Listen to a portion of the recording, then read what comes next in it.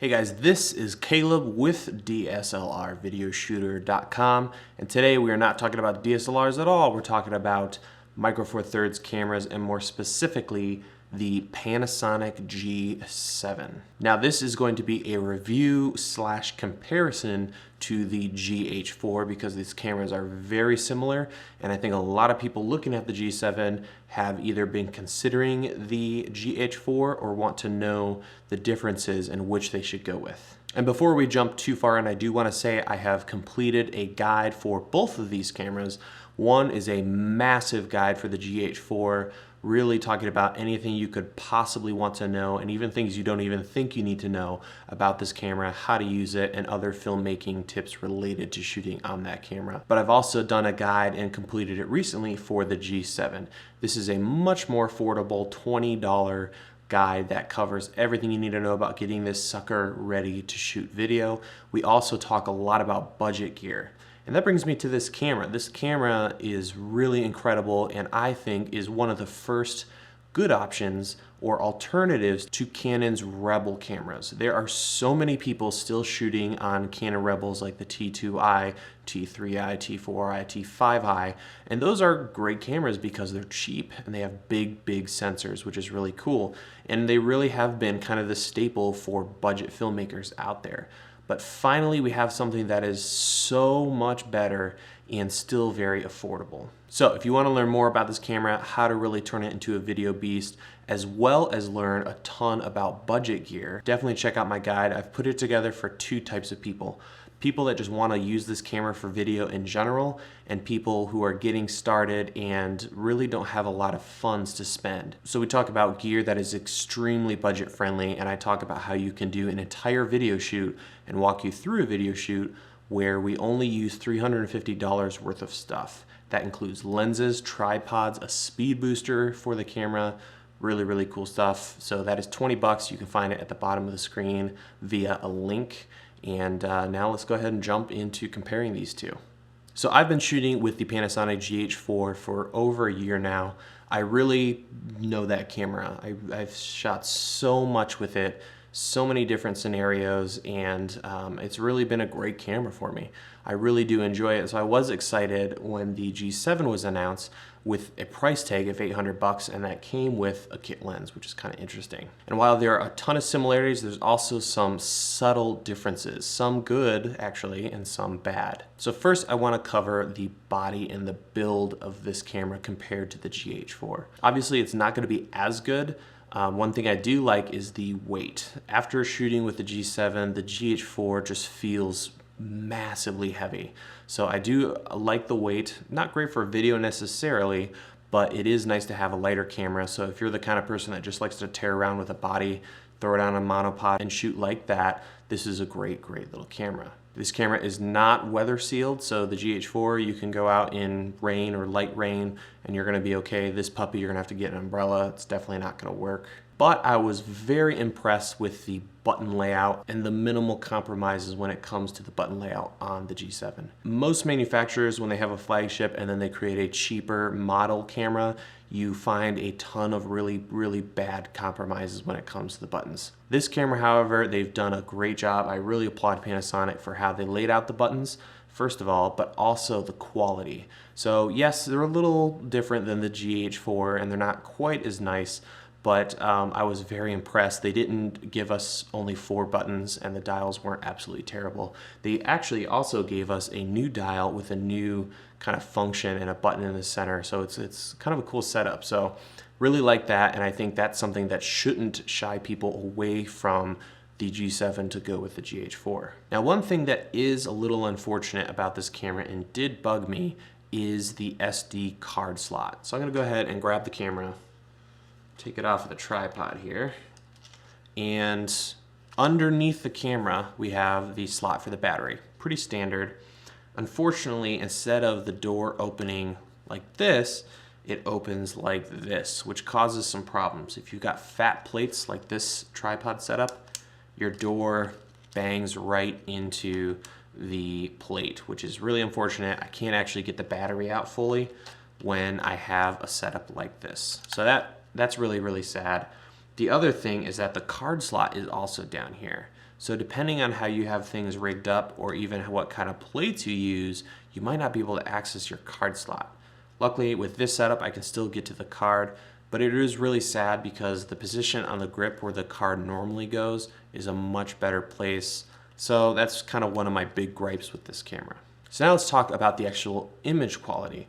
This camera actually performs a little better than the GH4 in certain regards, but is also lacking a lot of things. So when we straight up look at the image quality between the two, they are almost completely identical. So if you're just looking for a 4K camera that can shoot 24 frames per second, this is a killer option, and you're really not going to be losing anything compared to the GH4. That said, the ISO sensitivity is actually better on the G7 at high ISOs when compared to the GH4. So I did a test where I shot at multiple different ISO settings on both cameras.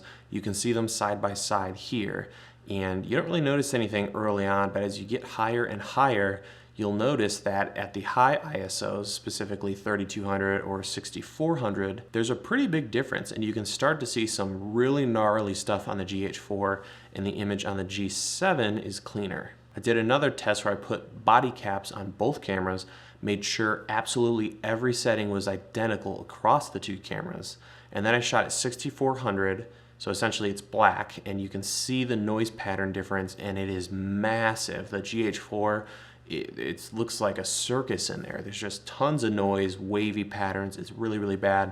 The G7 isn't really pristine, but it's definitely an improvement over the GH4. So that really surprised me, and something that I wasn't really prepared for. So, you know, if you shoot lots of low light, this necessarily isn't the camera you should be looking at, but on a budget, it's pretty cool that we get better low light compared to the GH4. Now, a lot of other people have already done reviews and overviews of these cameras and compared them to each other, and a lot of them said that they found that the G7 actually had more exposure. So at the same settings, you were getting more light on the G7 when compared to the GH4, but there's something that's kind of sneaky in the camera that causes this. So at the end of the day, actually you don't get better exposure or more exposure with the G7 because there's a little setting called luminance level.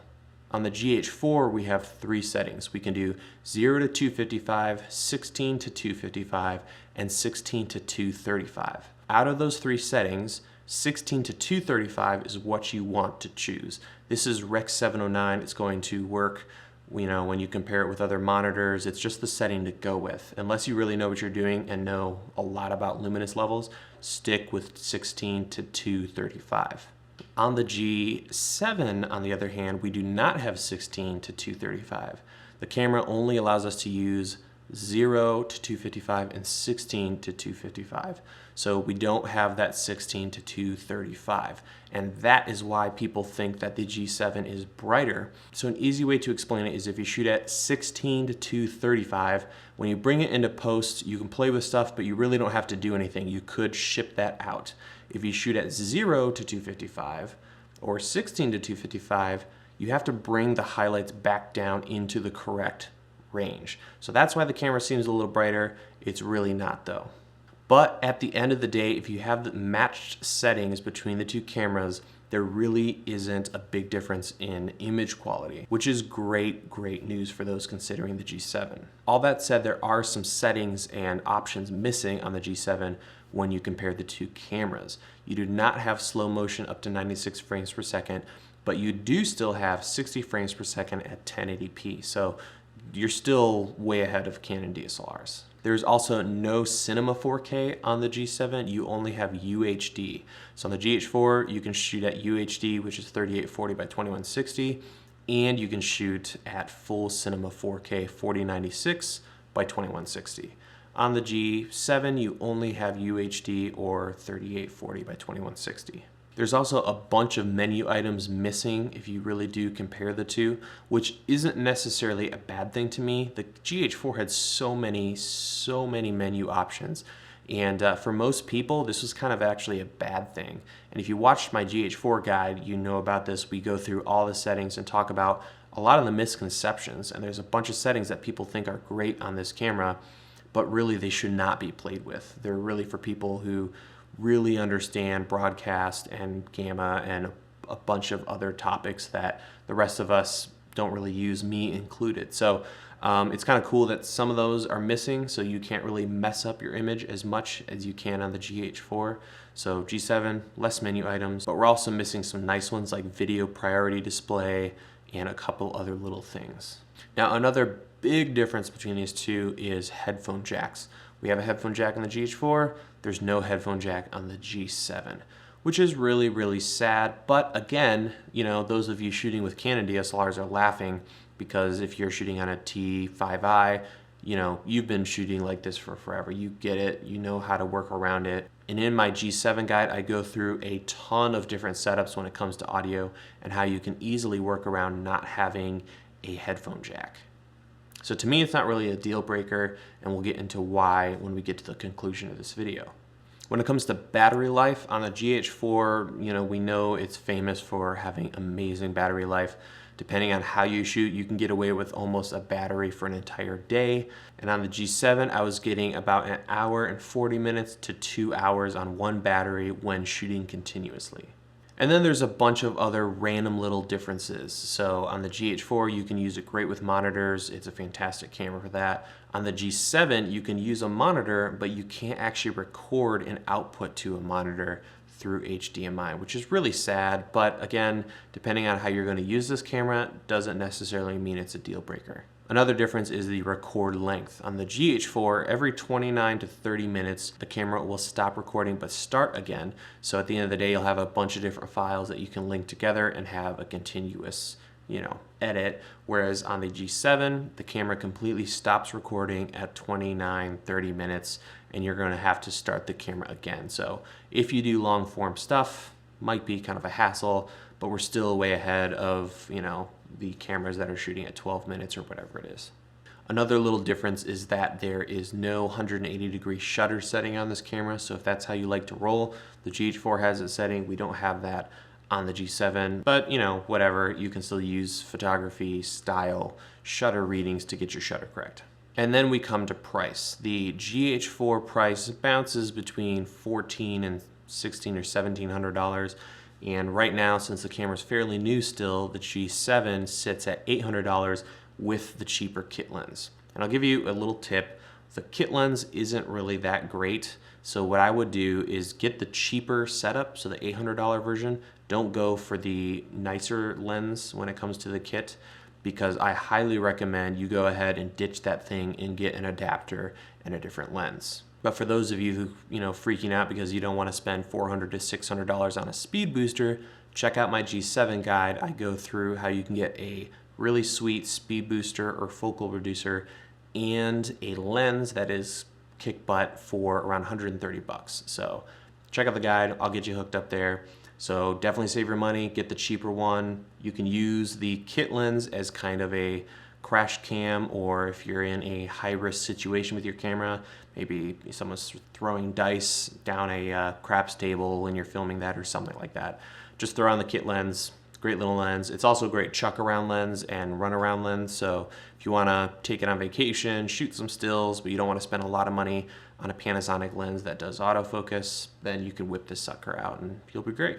So when it comes down to recommendations and who I think this camera is really for, I think there are kind of three groups of shooters where I think this would be a great recommendation. First and foremost is budget filmmakers. If you are getting really tired of the lack of features on your Canon cheaper DSLR like a Rebel, then you might consider jumping ship and switching over to Panasonic. And you know, the number one complaint with that is the sensor size and not getting shallow depth of field. Yes, that is a problem, but with a speed booster, you can completely get around that, have better low light, have more shallow depth of field. And again, in my guide, we cover that. We talk about how to do that on a budget. So first and foremost, this is an amazing budget camera, and one I'm recommending to people who are getting started and don't have a lot of funds to start. In my guide, we talk about you could do an entire video production with only $1,300 or $1,200. That includes everything. So if you have literally nothing right now, for around $1,200 with this camera, you can get a sweet lens setup, a tripod, some audio gear, and you're off to the races. The second group of people is C100 style camera shooters or GH4 shooters who are looking for a second camera. So I shoot with two GH4s and a C100. I've got the C100 filming this, GH4 here and the creeper in the background, and they're great cameras, but often my second GH4, I don't take full advantage of the features on that camera. So on my main camera, you know, I'm running around shooting 4K, shooting slow motion, but I rarely shoot with two cameras slow motion at the same time. So I don't necessarily need a camera like the GH4 for my second camera.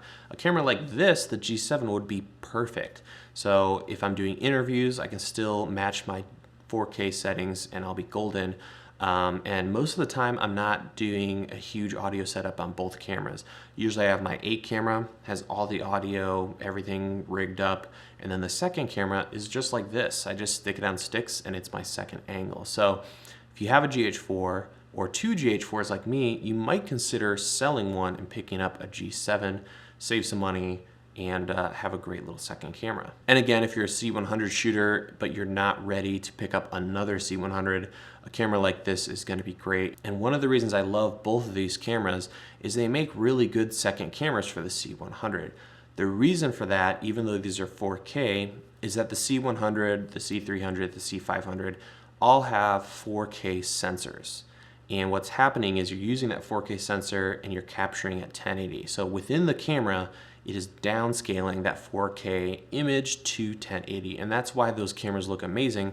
It's because there's a ton of resolution packed into that 1080 pixel space. With these cameras, you can shoot at 4K and then downscale to 1080 really easily in post. And then that's going to look a lot better with something like a C100 than even a 5D or something like that. So having one of these two cameras with a C100 is a great option.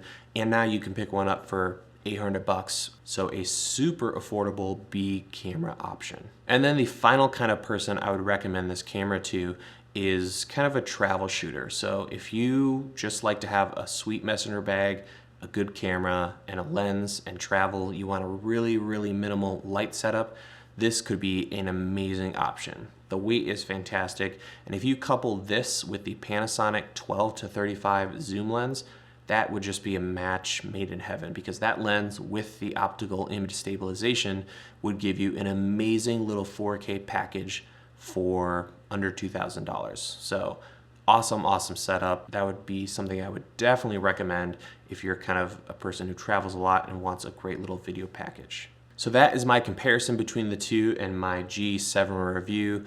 I'm really happy with the camera. I think it is an amazing video camera for $800. So if you have a camera and you're looking for a great second camera, or if you're a budget filmmaker getting started or ready to make the switch from Canon, this is going to be an amazing kick butt 4K capture device. I highly recommend it. I've been really happy with it, and when I'm shooting with it, I sometimes forget I'm not working with my GH4 until I maybe mess with a button that's different on the camera. So awesome little camera, really, really do dig it. So thank you for watching. For more gear reviews and tutorials, check out DSLRvideoshooter.com. I'll catch you guys over there.